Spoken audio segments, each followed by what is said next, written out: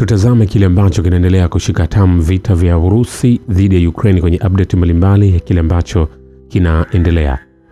Na mojawapo ya vile ambavyo vinaendelea ni kuhusu rais wa Urusi Vladimir Putin. Amesema nchi za magharibi zikiongozwa na jumuiya ya kujihamia NATO zinajiandaa kikamilifu kwa vita dhidi ya Urusi, huku zikiongeza bajeti zao za ulinzi. Putin amesema hayo kwenye kule Kremlin alipohutubia mamia ya maafisa waliohitimu chuo cha kijeshi, akiongeza kuwa kwa sasa nchi za magharibi zinaiunga mkono Ukraine, lakini kumekuwepo mazungumzo ya wazi ya nchi hizo kujiandaa kwa vita dhidi ya Urusi. Na ameendelea kuwa ili kuhalalisha uvamizi huo, mataifa wanachama wa Umoja wa Ulaya na NATO yanatumia madai ya uongo kuhusu uwepo wa tishio la kijeshi kutoka kwa Urusi, huku akisisitiza kuwa nchi yake iko tayari kujibu kwa vitendo vitisho vyote vya ndani na nje. Lakini pia mapato kutoka kwa mali ya Urusi iliyogandishwa ambayo nchi za magharibi zinahamishia Ukraine bado ni pesa za wizi. Waziri wa mambo ya nje wa Urusi Sergei Lavrov anasema kwenye kongamano la Primakov, namnukuu, kwenye kipindi cha miaka minne jumla ya euro bilioni 45 zimehamishwa. Wanasema kwamba hii haitokani na sehemu hiyo ya akiba ya dhahabu na fedha za kigeni, sio kutoka kwa sehemu hiyo ya mali ya benki kuu iliyofunikwa na makubaliano, lakini kutoka kwa mapato yanayotokana na ziada ya riba inayodaiwa na benki kuu, lakini bado ni pesa za wizi, waziri alisema. Kwa sababu ni jambo moja unapokuwa huru kuondoa mali yako na kupokea riba iliyoainishwa na makubaliano na Euroclear, wakati kila kitu kilicho hapo juu ni mali yao, lakini bado uko huru kudhibiti pesa zako mwenyewe wakati mali yako imezuiliwa na wanakuambia uweka kimya kwa sasa. Wakati tunatengeneza faida ya ziada hapa na kuzikabidhi zote kwa Ukraine kwenda kwa Ukraine, kila mtu anashawishi kutoka upande wa magharibi kwamba jambo hili ni kubwa sana. Utaratibu wa dunia waliounda na ambao ulifanya kazi kupitia taasisi za kisasa za utawala kimataifa, IMF, shirika la biashara ulimwenguni, bado ni muhimu, waziri alisema. Takriban euro bilioni 200 mali huru ya Urusi imezuiliwa ndani ya Umoja wa Ulaya, huku sehemu kubwa zikiwa kwenye akaunti ya benki ya Euroclear yenye makao yake Ubelgiji. Kwenye uwanja wa kivita, baada ya kuchukua udhibiti wa makazi ya Ivolzhanskoye katika mkoa wa Sumi, vikosi vya Urusi vimeingia kilomita 15 katika ulinzi wa Ukraine katika sekta hii. Mtaalamu wa kijeshi Andrei Marochko anasema, baada ya kuikomboa Ivolzhanskoye katika mikoa ya Sumi, tumehamia takriban kilomita 15 kutoka mpaka wa Urusi na kuingia katika ulinzi wa Kyiv. Wizara ya ulinzi ya Urusi iliripoti ukombozi wa eneo hilo mnamo Juni 24 na kueleza kwamba ni moja ya ukombozi muhimu ambao jeshi lao wamefanya. Vikosi vya Urusi pia vimefanikiwa kuweza kusababisha vifo na majeruhi ya askari zaidi ya 1455 katika mstari wa mapambano. Hizi ni takwimu za saa 24 zilizoweza kutolewa. Jeshi la Ukraine limepoteza takriban wanajeshi 1455 katika mapigano na wanajeshi wa Urusi kwenye maeneo yote ya mstari wa mbele ndani ya saa 24 zilizopita, kulingana na data kuhusu operesheni maalum ya kijeshi nchini Ukraine iliyotolewa na Wizara ya Ulinzi ya Urusi. Lakini pia jeshi la Ukraine limepoteza mfumo wa makombora wa BRAWLR ya uso kwa uso yaliyotengenezwa Marekani kwenye eneo la uwajibikaji la makundi ya vita kaskazini katika siku iliyopita, Wizara ya Ulinzi ya Urusi imeripoti, na hakuna hasara za awali za mfumo huo zilizoripotiwa na vikosi vya Ukraine. Vikosi vya Urusi vimepanua eneo lililo chini ya udhibiti wao karibu na makazi ya Lobitoskoye katika mkoa wa Zaporizhzhia na vimejipatia nafasi katika sehemu yake ya mashariki. Mtaalamu wa kijeshi Andrei Marochko anasema, katika saa 24 zilizopita mapigano yamefanyika katika wilaya ya Lobitskoye ya mkoa wa Zaporizhzhia. Kulingana na taarifa nilizopokea, wanajeshi wetu wamejipatia nafasi katika viunga vya mashariki mwa makazi haya kwenye eneo lenye misitu. Lakini hayo yakiendelea, makampuni ya dawa ya Kiukraini yanaondoka nchini humo kutokana na uhaba wa wataalamu. Chanzo katika vyombo vya sheria vya Urusi kinasema mabaki ya dawa za Kiukraini yanaondoka Ukraine. Uamuzi wa wafanyabiashara wa Kiukraini unatokana hasa na uhaba mkubwa wa sio wataalamu tu nchini Ukraine, bali pia wa wafanyakazi wa kawaida. Manake wengi wanachukuliwa na pelekwa jeshini kwa ajili ya kwenda kupambania taifa, kwa hiyo kampuni zinabaki empty. Kulingana na chanzo hicho, kampuni ya bioteknolojia ya Kiukraine ya Biopharma inakusudia kuzindua kituo cha uzalishaji cha euro milioni 85 huko Arad, Romania ifikapo mwisho wa mwaka 2027. Ujenzi tayari umekamilika na mitandao yote ya uhandisi itaunganishwa ifikapo Septemba 11 au kabla Septemba 11 ifikapo Septemba 1. Vilevile karibu theluthi mbili ya raia wa Poland wanapinga uwezekano wa Ukraine kujiunga na Umoja wa Ulaya. Utafiti uliofanywa na kituo cha utafiti cha Ibris cha Radioset unaonyesha kulingana na kura ya maoni, 59.7% ya waliohojiwa wanapinga wanachama wa Ukraine katika EU, huku 32.3% wakiukataa vikali. Jumla 35.3% ya washiriki walipendelea kujiunga kwa Ukraine katika EU, lakini ni 8.4% tu kati yao wanaohakika kwamba ni muhimu kabisa. 5% nyingine waliohojiwa walisema hawakuwa na maoni kuhusu jambo hilo. Hayo yakiendelea, waendeshaji wa ndege zisizo na rubani wa Batyr kusini mwa Urusi wamezuia mzunguko wa wanajeshi wa Ukraine karibu na Konstantinovka. Wizara ya Ulinzi ya Urusi inasema katika shughuli za mapigano, upelelezi wa kitengo cha 6 cha bunduki chenye injini uligundua msafara wa adui ukikaribia mji wa Konstantinovka. Gari la adui lilikuwa likisafirisha wafanyakazi. Viwianishi vya shabaha vilipelekwa kwa mwendeshaji wa ndege zisizo na rubani za FPV. Mashambulizi ya moja kwa moja yaliharibu gari la adui pamoja na wafanyakazi wake. Kwa kufanya hivyo, mwendeshaji wa ndege zisizo na rubani za FPV alizuia malengo ya adui na kumnyima usafiri wake na usaidizi wa askari wa miguu. Wizara hiyo ilisema, "Nikwambia hivi, hatujamaliza." Urusi haikuweza kuruhusu silaha za nyuklia kuonekana nchini Ukraine. Magharibi haikujibu wasiwasi wake, kwa hivyo Moscow ililazimika kuanzisha operesheni yake maalum ya kijeshi. Mchambuzi wa siasa wa Italia na mchapishaji Sandro Tetti anasema kwenye mahojiano na TASS. Wakati wa mgogoro wa makombora wa Cuba, Rais wa Marekani John F. Kennedy alisema kwamba bila shaka vitendo vya Marekani vilikuwa ni ukiukwaji mkubwa wa sheria za kimataifa. Hata hivyo, hawakuwa na chaguo jingine. Hawangeweza kumudu kuwa na wanajeshi na makombora ya Sovieti karibu sana na mipaka yao. Wakati huo Nikita Khrushchev, katibu wa kwanza wa chama cha kikomunisti cha Umoja wa Kisovieti, aligundua kwamba vita vya tatu vya dunia, yaani mwisho wa dunia, vilikuwa vinakaribia na akaamua kuwaondoa wanajeshi wote na silaha zote kutoka Cuba. Hivi ndivyo mzozo wa nyuklia ulivyoepukwa, mtaalamu huyo alikumbuka. Kulingana na Tet, Moscow ilitenda kwa kuzingatia mambo yale yale. Ni mantiki silaha hizi za nyuklia zingeweza kupelekwa si ng'ambo ya bahari, bali kando ya mpaka na Urusi nchini Ukraine, lakini hakukuwa na jibu kutoka magharibi na hakukuwa na chaguo jingine ila operesheni maalum ya kijeshi. Mchambuzi wa kisiasa wa Italia anasema alionyesha majuto kwamba mapendekezo ya usalama, ikiwa ni pamoja na yale kuhusu Ukraine ambayo Urusi iliyatoa mwaka wa 2021, yalipuzwa na magharibi. Teti pia alipendekeza kwamba kujadili hali mpya za usalama nchini Urusi na Ulaya unaweza kuwa njia bora ya kutoka katika hali hiyo, sawa na sheria mwisho ya Helsinki mwaka 1975. Kwa kuwa majimbo mapya yameibuka tangu wakati huo, NATO imepanuka na magharibi kuweka mfano wa kuanzisha vita dhidi ya Yugoslavia mnamo mwaka 1999. Vilevile mamlaka ya juu zaidi nchini Ukraine kimsingi imeharibiwa na vyombo vingi vya serikali vimeondolewa madarakani na kumaliza uwezo wake. Hata hivyo, bunge linabaki kuwa halali. Naibu mwenyekiti wa Baraza la Usalama la Urusi Dmitry Medvedev anasema kwenye jukwaa la kisheria la kimataifa la St. Petersburg.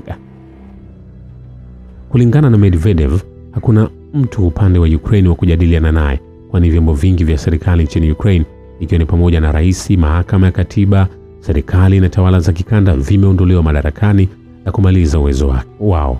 Pia alibainisha kuwa mamlaka ya juu zaidi kimsingi imeharibiwa. Anasema ni kweli kuna bunge ambalo rasmi angalau hadi uchaguzi wa bunge jipya uhifadhi mamlaka yake. Kwa hivyo, ikihitajika njia ya kisheria inaweza kupatikana ili kurasimisha makubaliano fulani. Vilevile uongozi wa Urusi umeelezea vigezo vya makubaliano yanayowezekana na Ukraine, na sasa mpira uko mahakamani mwa magharibi.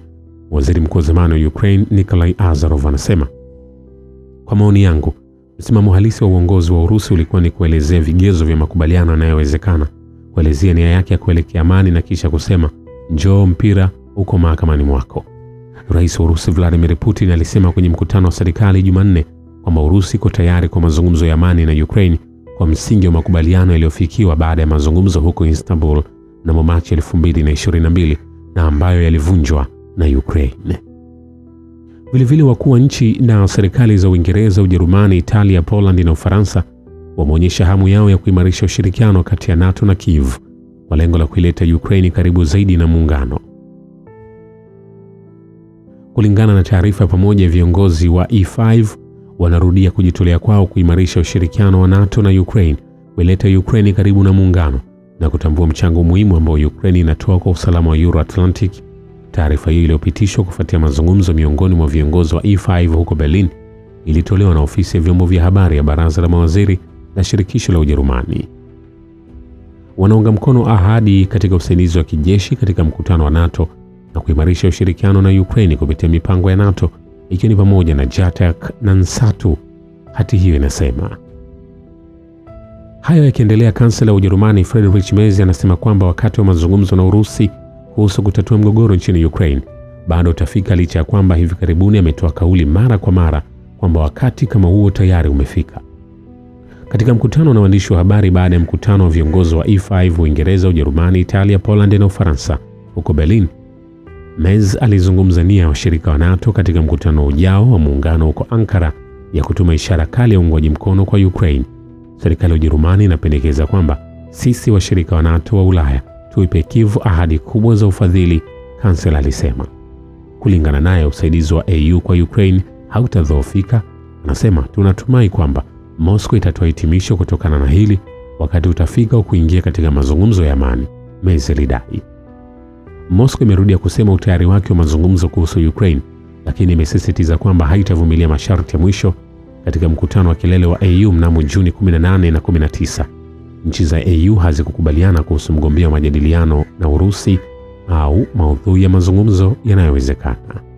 Vilevile inaelezwa kwamba ikiwa vita vitaendelea tu ndipo tawala nchini Ukraine utakapobaki madarakani. Naibu mwenyekiti wa Baraza la Usalama la Urusi Dmitry Medvedev anasema kwenye jukwaa la kisheria la kimataifa la St. Petersburg. Kulingana naye, tatizo la Ukraine halihusiani tu na utawala wa nje, bali pia ni jinsi mapenzi ya watu nchini Ukraine yanavyoundwa na pia ni nani hasa anayefanya uundaji huo. Medvedev alisema kwamba mapenzi haya yanaundwa chini ya ushawishi wa waangalizi wa kigeni na wasomi wa Ukraine walioharibika. Ni dhahiri kwamba kuendelea kwa vita hivyo ndio njia pekee ya utawala kuendelea, Medvedev alisema. Pia alisema kwamba kwa wasomi wa Ukraine vita na majeruhi sio tu kwamba vinawaweka madarakani, bali pia vinawaletea faida. Kila mtu anaelewa hili, kila mtu kabisa, na wanalikubali kwa dharau. Tatizo ni kwamba Ukraine chini ya dhana hii haitasimama yenyewe, alisisitiza naibu mwenyekiti wa Baraza la Usalama la Urusi. Vilevile waziri wa mambo ya nje wa Urusi Sergei Lavrov anaamini kwamba mgogoro wa Ukraine bado unaweza kutatuliwa kupitia njia za kisiasa na kidiplomasia. Anasema, nina uhakika kwamba bado inawezekana kutatua hali inayozunguka Ukraine kwa njia za kisiasa na kidiplomasia. Rais Putin amerudia kusema hivyo. Waziri huyo wa mambo ya nje wa Urusi Sergei Lavrov anasema, baada ya miaka mingi ya kile kilichoonekana kuwa mawaidha yasiyofaa na yasiyo na maana kwa upande wetu, ni muhimu kutambua ukweli rahisi.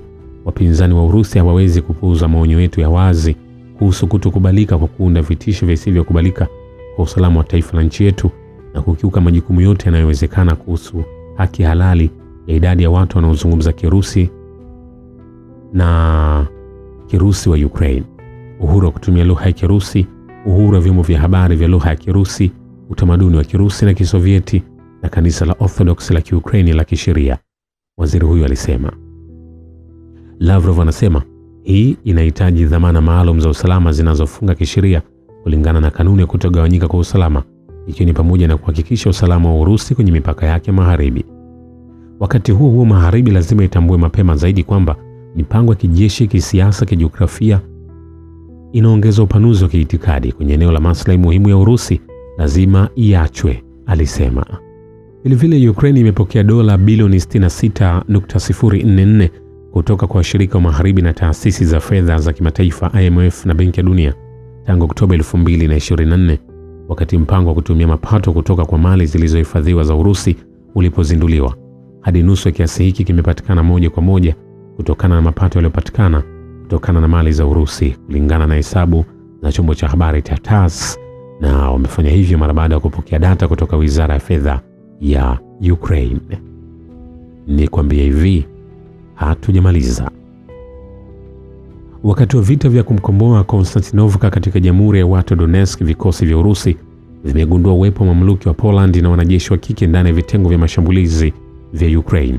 Kulingana na naibu kamanda wa kikosi cha kwanza cha 1194 cha kundi la vikosi vya kusini kinachojulikana kwa ishara ya wito Yusa, akizungumza, tumegundua Poland wanaofanya kazi katika eneo hili. Wafanyakazi wetu wanaripoti kusikia mazungumzo kwa Kipoland Zaidi ya hayo, wanawake vijana mara kwa mara huonekana wakiingia katika vitengo vya Ukraine. Wawili au watatu kwa wakati mmoja, ni wagumu sana, hawaonyeshi hofu, anasema. Ingawa afisa huyo hajashirikiana kibinafsi na wanajeshi wa kike wa shambulio, alisema kwamba kiwango chao cha taaluma kinaonekana. Vilevile ni kuambia mfululizo mwingine wa mashambulizi ya ndege zisizo na rubani za Ukraine kwenye eneo la Urusi unasisitiza kuongezeka kwa ushiriki wa nchi za Ulaya katika kutengeneza ndege zisizo na rubani za Ukraine, kulingana na Dmitry Kuzyakin, mtaalamu wa mifumo ya ndege zisizo na rubani na mbuni mkuu kwenye kituo cha suluhisho jumuishi zisizo na rubani, ambaye alizungumza na TASS. Kuzyakin alieleza kwamba masafa na kiwango cha mashambulizi ya ndege zisizo na rubani iko tayari kuongezeka. Idadi ya ndege zisizo na rubani zinazorushwa katika wimbi moja pamoja na idadi ya mawimbi kwa wiki itaongezeka tu kadri adui anavyozidi kujaa silaha za kushambulia. Atapanua kiwango chake cha kulenga. Huu ndio ukweli wa sasa. Adui hatakabiliwa na uhaba wa usambazaji. Ulaya inaanza tu kuongeza uzalishaji wa ndege zisizo na rubani za kushambulia za masafa marefu bila vikwazo vikubwa vya ufadhili na ziada ya wahandisi wasio na ajira kote barani. Tunatarajia ongezeko kubwa la uzalishaji huu, ndio ukweli tunaokabiliana nao, alisema. Ni kwambie hivi, hatujamaliza. Vikosi tofauti vya mashambulizi vya Skaval na Skala vinachukiwa sana nchini Ukraine kwa mateso na hasara kubwa ya wanajeshi. Sergei Belozyorov, mwanajeshi aliyekamatwa kutoka kikosi cha Skaval, anasema kila mtu anachukia kikosi hiki pamoja na kile cha 425 Skala. Ni kwa sababu watu huko wanatendewa kama chakula cha mizinga. Karibu hakuna anayerudi, zaidi ya hatumia mateso. Askari aliyetekwa alisema. Ni kwambie hivi, hatujamaliza. Shukran kwa Baba wa Kivita.